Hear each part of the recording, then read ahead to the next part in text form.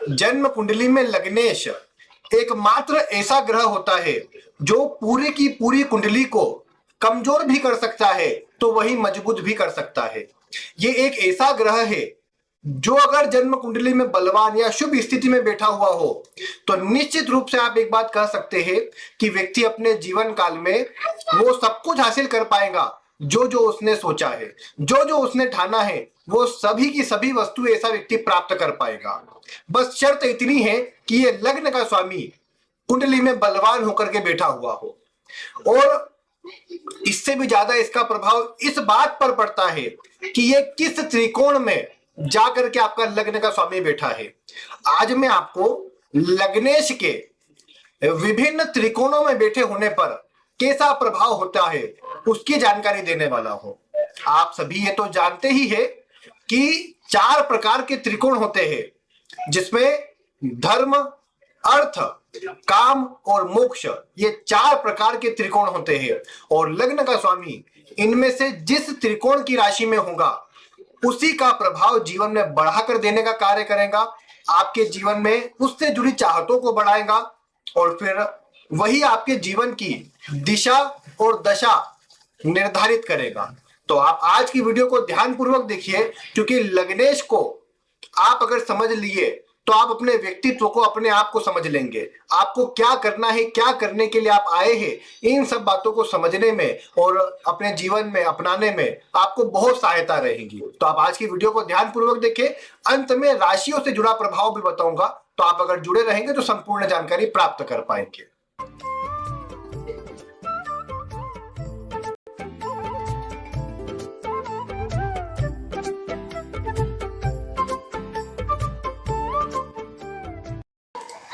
प्रिय दर्शकों, नमस्कार। आज मैं आप सभी के समक्ष लग्नेश का विभिन्न त्रिकोणों में क्या प्रभाव होता है इसकी जानकारी देने के लिए उपस्थित हुआ हूं। लग्नेश कहने की बात नहीं कुंडली में कितना प्रमुख ग्रह होता है, बल्कि सबसे प्रमुख ग्रह तो यही होता है, क्योंकि कुंडली के बाकी ग्रह कमजोर हो जाएंगे चल जाएगा, लग्नेश का कमजोर होना नहीं चलेगा। मतलब एक इसे उदाहरण से समझ करके चलिए। एक व्यक्ति को किसी भी दशा आदि के अंदर धन का नुकसान हो जाए तो आप ये कहें कि धन का नुकसान ऐसा होता है कि उसे व्यक्ति आगे अपनी मेहनत से रिकवर कर सकता है और अच्छा धन अर्जित कर सकता है। बल्कि कई एक लोगों के जीवन काल में बड़ी मात्रा में धन का नुकसान होता भी है और फिर आगे अपनी मेहनत से वो उससे अधिक धन अर्जित भी कर लेते। तो ये कोई बड़ा विषय होता नहीं।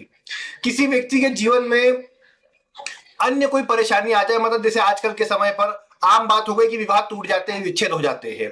तो आपने देखा किसी का विवाह विच्छेद हो गया तो आज के समय पर यह भी कोई बड़ी परेशानी की बात नहीं, फिर एक बार विवाह व्यक्ति कर लेता है या विवाह अधिकतर मामलों में हो ही जाता है।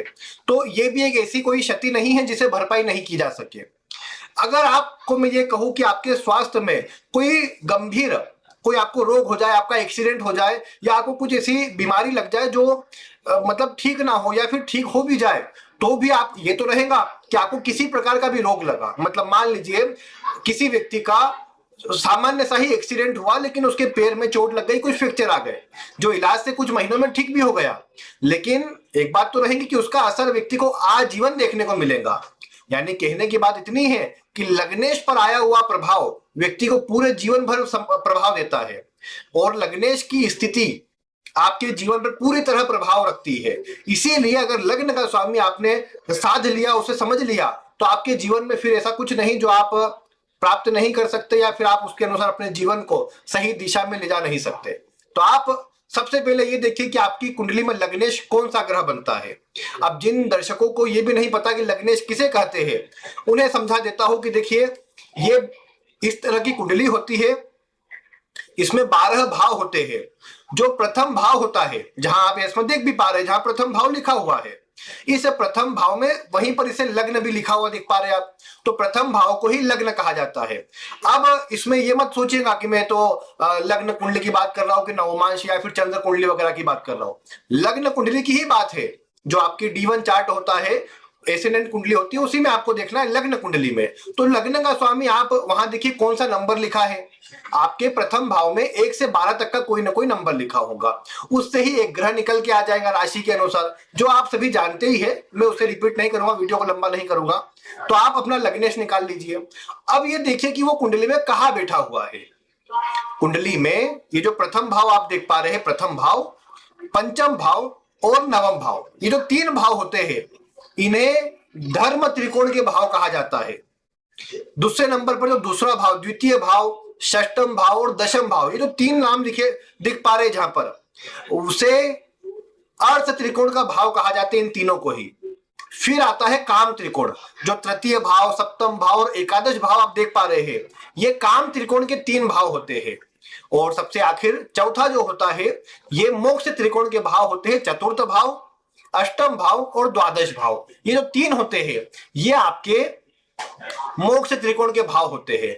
अब बस आपको इतना करना है कि आपको ये देखना आपके लग्नेश कहां पर है, लग्न के स्वामी आपकी कुंडली में कहां बैठे हुए हैं, उससे आपके जीवन का बहुत मेजर प्रभाव आपको सामने नजर आएगा। जैसे मान लीजिए किसी व्यक्ति की कुंडली के अंदर लग्न का जो स्वामी है वो धर्म त्रिकोण के भाव में है, यानी लग्न का स्वामी लग्न में प्रथम भाव में ही बैठा हुआ है, या पंचम भाव में बैठा हुआ है, या नवम भाव में बैठा हुआ है।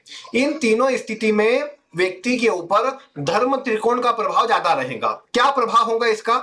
सबसे पहला प्रभाव, नाम से धर्म, तो यानी ऐसा व्यक्ति धार्मिक होगा। धार्मिक का अर्थ ये कभी ना लगाया करे कि ऐसा व्यक्ति पूजा पाठ करे, दिन भर बस माला जपते रहे तो धार्मिक है। धार्मिक का अर्थ अपने कर्तव्यों को सही प्रकार से पूरा करना, अपने काम को सिस्टमेटिक ढंग से करना, दूसरों का बुरा ना हो इसकी कोशिश करना।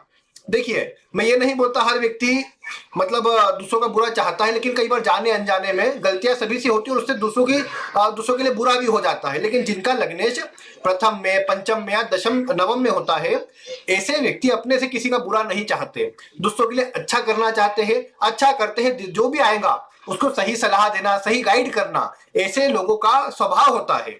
ऐसे लोग अपने स्वभाव के कारण प्रसिद्ध होते हैं, अपने स्वभाव के कारण नाम सम्मान अर्जित करते हैं। और लग्नेश लग्न पंचम या नवम में हो तो ये भी बोल सकता हूं कि आपने किसी भी स्थिति में जन्म लिया हो, अपने जीवन काल में एक अच्छा नाम, अच्छा सम्मान, अच्छा पद आप अवश्य प्राप्त कर सकते हैं, क्योंकि ये आपके पूर्व के भी अच्छे कर्मों को दर्शा रहा है। अब कुछ लोग कहे कि नहीं, हम तो यहीं पर लग्नेश और आज तक कोई अच्छा नहीं कर पाए, तो ये आपकी स्वयं की कमी है। दूसरों को दोष ना दीजिए कि हमें कुछ मिला नहीं, अन्य ने जब अवसर था तो उसने कुछ साथ नहीं दिया। आप अगर इस भाव में, इन तीन भाव में लग्नेश को लेकर के इस तरह की विचारधारा रखते हैं कि मुझे अन्य का सहयोग नहीं मिला, तो निश्चित रूप से आप फिर परेशानी ही जीवन भर देखेंगे। लेकिन अगर आप ये सोचते हैं कि मेरा कर्तव्य था कि मैं दूसरे के लिए तो अच्छा करूंगा और उसी के बलबूते पर मेरा भी अच्छा हो जाएगा, क्योंकि विश्वास मानिए, लग्न में, पंचम में या नवम में अगर लग्न का स्वामी होता है तो ये एक अच्छा योग है। मतलब आप इसे आर्थिक रूप से देखेंगे तो थोड़ा भले मिला जुला प्रभाव देते हैं, लेकिन अपने जीवन में एक अच्छा, मतलब एक ठीक ठाक स्थिति में अच्छा धन, ऐसा नहीं बोलता कि धन मतलब कम ही मात्रा में होगा, बहुत बड़ी मात्रा में धन भी कमा सकते हैं। लेकिन हाँ, ये बोल सकता हूं कि ये आपको किसी के सामने हाथ नहीं फैलाने देगा। आप किसी भी स्थिति में रहते हो उससे बहुत अच्छा जीवन आपको प्रदान करेगा। और एक और बात मैं बोल सकता हूं, आपको भले अपने पिता से, आपके पूर्वजों से बहुत अधिक धन नहीं मिला हो, लेकिन आप अपने आगे आने वाले वंश के लिए, अपने संतान के लिए आप अवश्य से अच्छी मात्रा में धन छोड़ करके जाएंगे, प्रॉपर्टी आदि छोड़ करके जाएंगे, जिसमें वो अपना जीवन अच्छे से सुखपूर्वक, जो सुख आपको नहीं मिले वो आप उनको दे करके जाएंगे। ये आप अपनी इस बात को नोट रखिए अपने जीवन में कि आप ऐसा कर सकते हैं, क्योंकि ये स्थिति इस प्रकार की है। और अपने जो अच्छे गुण है वही आपके जीवन में आपके लिए एक पहला, ये बोल सकता हूं मैं कि एक पहला एक सीढ़ी है आपके लिए, कि आपके अच्छे कर्म ही आपको जीवन में आगे बढ़ाएंगे।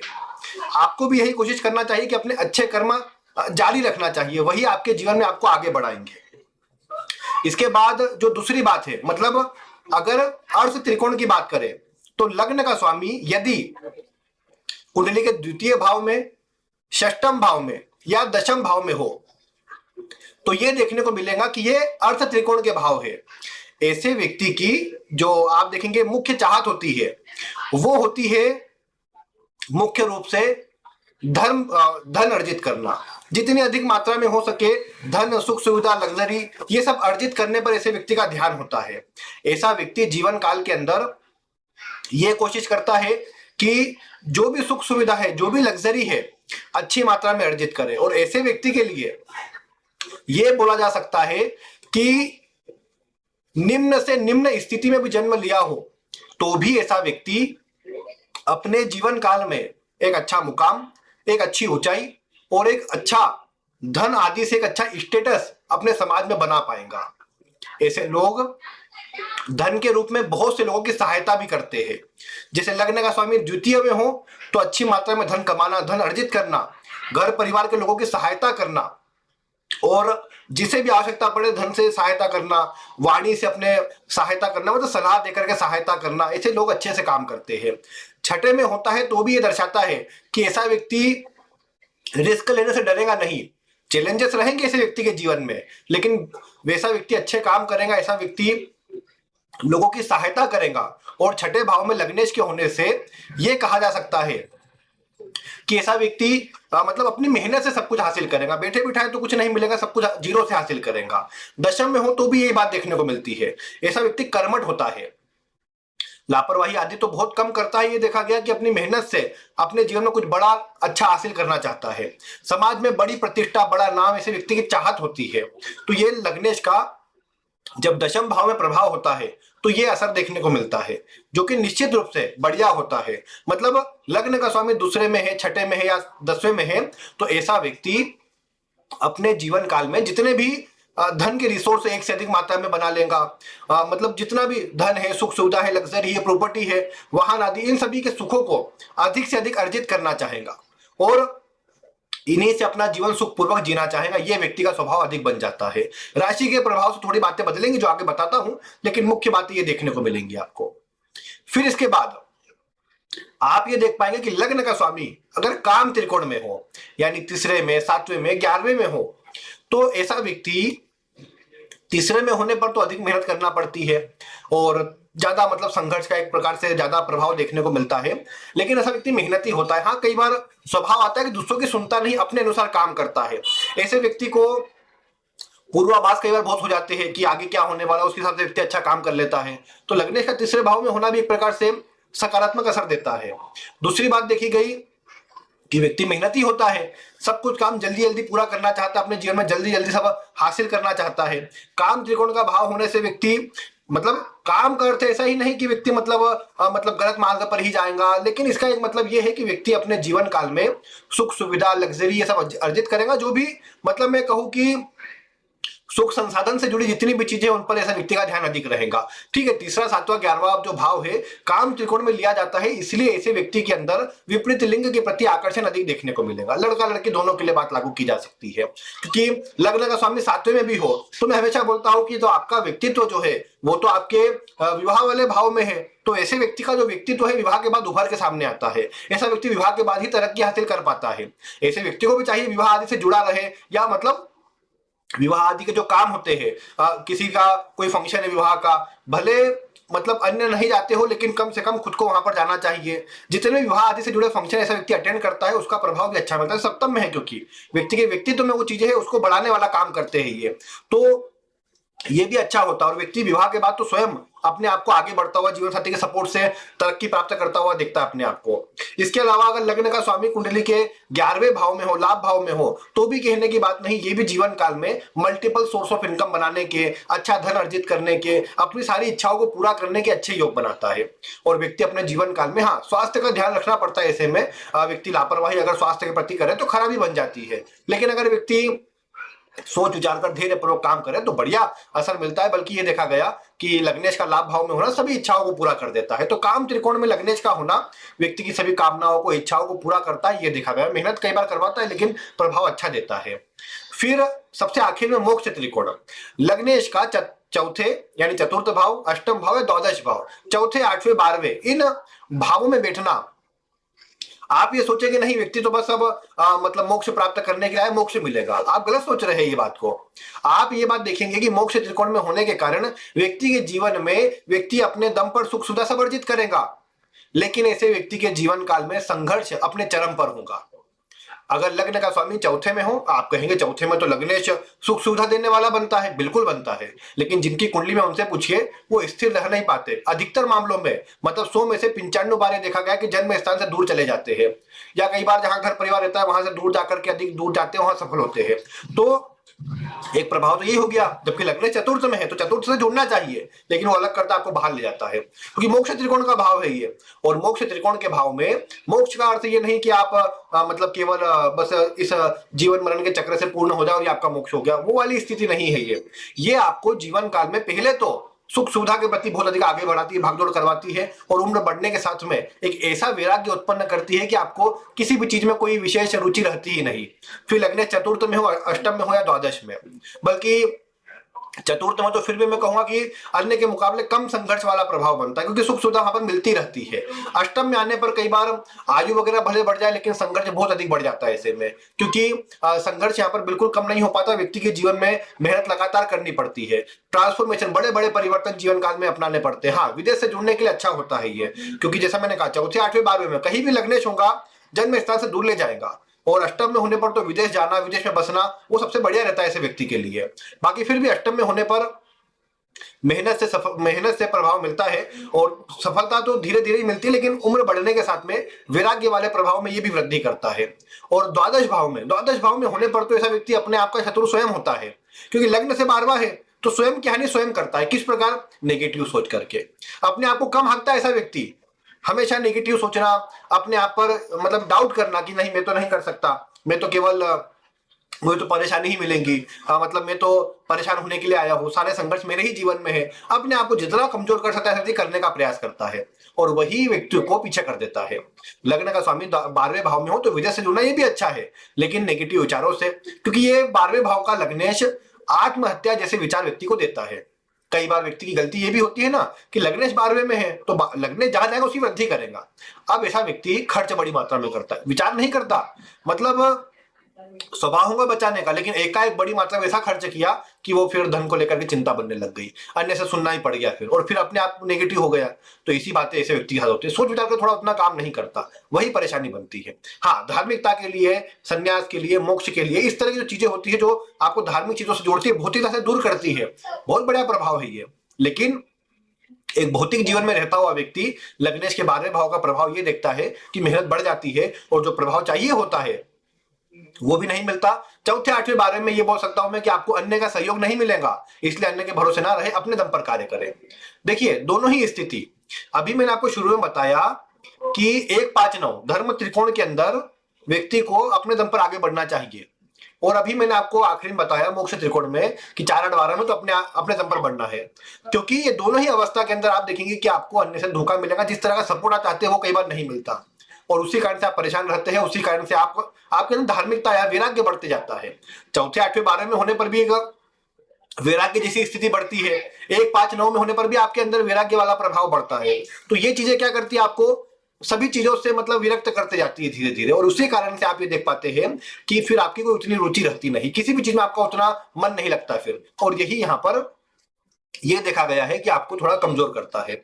यहां पर मैं इतना कहूंगा आपको कि अब ये तो आपने एक प्रभाव देखा कि लग्नेश किस भाव में जाकर के, किस त्रिकोण में जाकर के क्या प्रवृत्ति निकाल के ला रहा है। अब इसमें मैं अगर एक स्टेप और आगे बढ़ाऊं आपको, और मैं ये कहूं आपको कि आप इसमें राशि का विचार कीजिए, अब किस नंबर पर लग्नेश बैठा हुआ है, लग्न का स्वामी किस नंबर पर है। अब 1 5 या 9 ये जो 3 राशियां होती है, इन नंबर पर अगर लग्नेश है तो धर्म त्रिकोण के भाव है, ये धर्म त्रिकोण की राशियां है ये। तो धर्म त्रिकोण की राशियों में भी क्या होता है कि ये आपके अंदर धार्मिकता वाले प्रभाव को बढ़ाएगा, मान सम्मान देगा, वो पहले वाली बात को भी जोड़ लीजिएगा इसमें।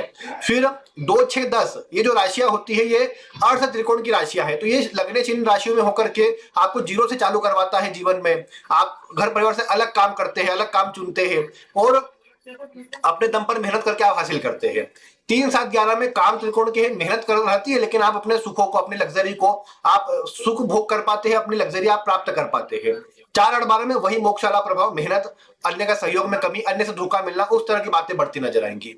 तो जो चार राशियों के प्रभाव से भी 4 त्रिकोण, और लग्न के प्रभाव से जो भाव के अनुसार निकले वो 4 त्रिकोण, दोनों को मिला लीजिए, आपके लिए दोनों का प्रभाव नजर आएगा आपके जीवन में, और दोनों को मिला करके देखिए कि क्या क्या प्रभाव आपके जीवन में आ रहा है, और फिर अपने आप को उसी अनुसार ढाल लीजिए, जैसे जो आपकी प्रवृत्ति है। अब मैंने कहा आपको कि आप अगर 4 8 12 में है और आपको अन्य के भरोसे नहीं रहना है, और आप बैठे हो कि नहीं मेरा तो काम अन्य कर देंगे, तो फिर आपको तो जीवन में पीछे ही रहना पड़ जाएगा, फिर तो आप परेशान ही होंगे। फिर इसके अलावा मान लो कि मैंने कहा 2, 6, 10 में आपके लग्नेश है, मैंने कहा धन अर्जित करना है, आप धन की तरफ सोच ही नहीं रहे, या धन कमा रहे हैं लेकिन उसका कोई मेंटेनेंस नहीं है, आपका कोई मैनेजमेंट वाला काम नहीं है आपका, तो ये सब परेशानी वाली बात है। तो जो जो चीजें हैं आपको बताई मैंने आपके गुणों में, उन चीजों को गुणों में बढ़ा करके रखो, जो अवगुण उनको कम करो, गुणों को बढ़ाने का काम करोगे तो आपको ये जो लग्नेश की स्थिति है सपोर्ट करेंगी और जीवन में जो आप चाहते हो वो प्राप्त कराएंगी। तो ये प्रमुख बातें आपके लिए जिस पर आपको ध्यान देना चाहिए। बाकी अगर कोई भी प्रश्न हो आपका तो आप वीडियो में कमेंट करिए, आपके लग्नेश कहां पर है ये भी आप वीडियो में कमेंट करिए, मैं शीघ्र ही उसका उत्तर या उससे जुड़ा कुछ प्रभाव, अभी नहीं तो फिर आगे किसी लाइव वीडियो में या फिर आपके आगे मैं अन्य किसी प्रकार से अन्य वीडियो के द्वारा बताने का प्रयास करूंगा। बाकी आज की वीडियो में इतना ही। थोड़ा अगर आवाज में थोड़ा इश्यू आया हो, बीच में थोड़ी दिक्कत भी आई थी बोलने में, गले में थोड़ी दिक्कत है उस कारण से थोड़ा समस्या आ रही होंगी, या थोड़ा अगर आपको प्रॉब्लम आई हो तो उसके लिए थोड़ा सा एडजस्ट कर लीजिएगा। बाकी आज की वीडियो में इतना ही। वीडियो देखने के लिए आपका बहुत बहुत धन्यवाद।